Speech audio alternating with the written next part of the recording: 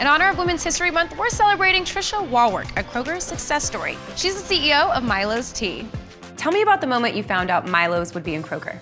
Wow, so we have been selling Milo's tea in Kroger since 2005. Back then, we were just a little local company, and Kroger gave us an opportunity to grow in the Kroger stores here in Alabama. And today, we're in just under 1,000 Kroger stores nationally. Milo's tea is special because it is fresh brewed from real tea leaves, 100% all natural. That's why it tastes better. Kroger is committed to working towards zero waste. So is Milo's, right? Yes, we actually have a lot in common with Kroger. So we are very invested in sustainability as a zero waste manufacturer. We give back to the communities. We also are investing in diversity and inclusion. So 40% of our salaries and wages go to women.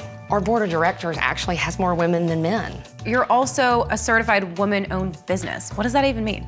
It is a very rigorous process where you're certified as a woman-owned company. That means you're majority owned and controlled by women. Can we have a taste? Let's drink some sweet tea. This is good.